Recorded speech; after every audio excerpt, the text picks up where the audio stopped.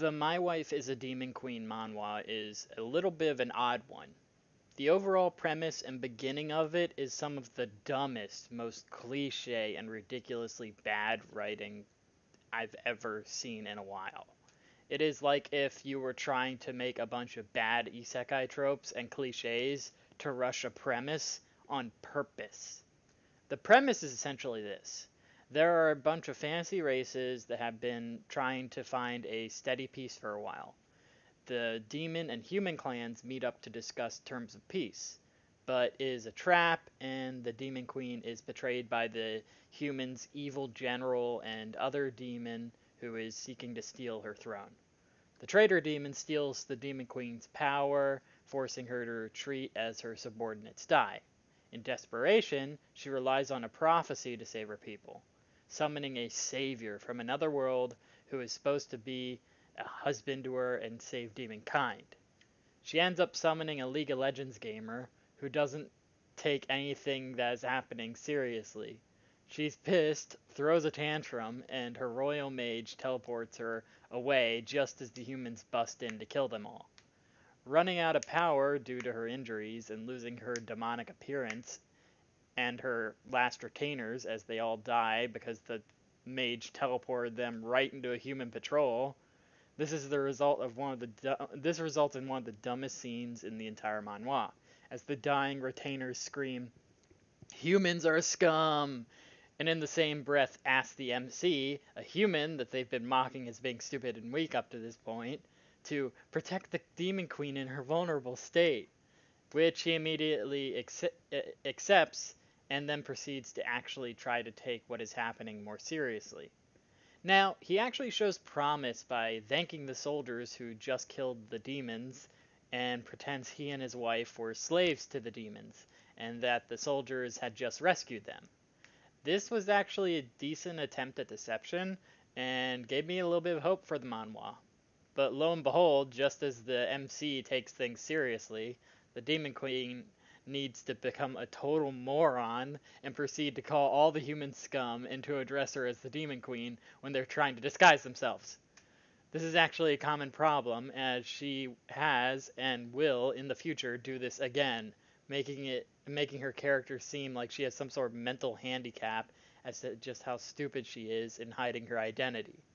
Now, the MC does brush this off as her being traumatized by the actions of scummy demons who made her life horrible and she is simply coping. The soldiers buy this, but are the most cliche stupid military grunts and try to kill them anyway because they think it'll get them more credit to have a higher kill count.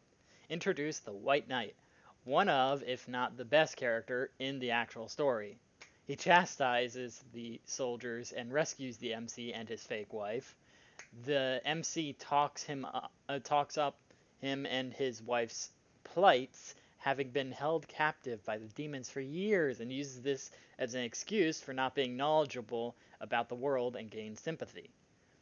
The White Knight buys into this and proceeds to treat him kindly, a little too kindly. This will actually play a role in the story later.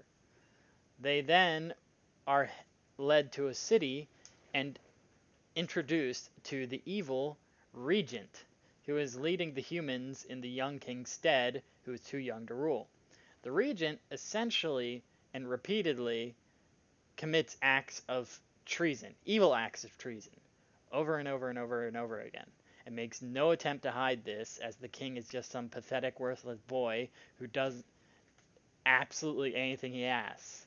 This is probably the most glaring example of bad character writing and writing in general in the manhwa, as the regent is just so stereotypically a bad guy, as are his underlings, but nothing is ever done about it because everyone is more concerned with whining about, oh, it's so unfortunate that this is going on, than actually taking any sort of action against him, including the king, who realizes that a lot of what the regent is doing is evil, but makes zero attempt to do anything about it. The White Knight's father is also one of the king's advisors, and always advises against whatever the regent says.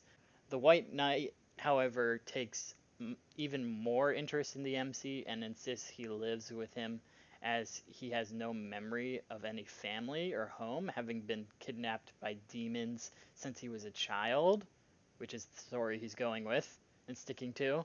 The MC accepts this oddly kind offer. The Demon Queen waifu is unhappy and wants to not waste time and try and get her power back as soon as possible. And so she and the MC join the magic school to learn skills and make themselves useful. She is OP at everything, and the MC is weak, but eventually finds a magic that doesn't require one to be born with power and uses that to become OP.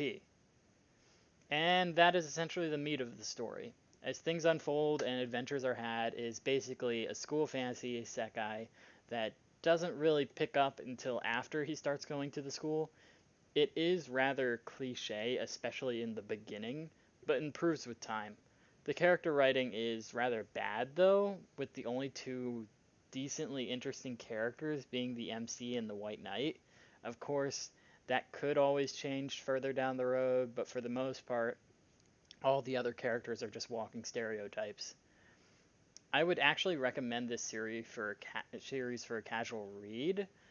Nothing to be excited for, but it is a good time waster after you get past the wreck that is the first few chapters. The story does have potential and the possibilities to expand into a lot of different areas, as the other races and locations haven't really been touched on outside of a few brief mentions. I am worried about the pacing, though, as it seems that the MC is exhausting his potential early in the series, and his ability to BS his way out of a situation is lost due to his new OP magic that he's been relying on. If you are okay with a rather cliche isekai fantasy school adventure manhwa, then give it a shot.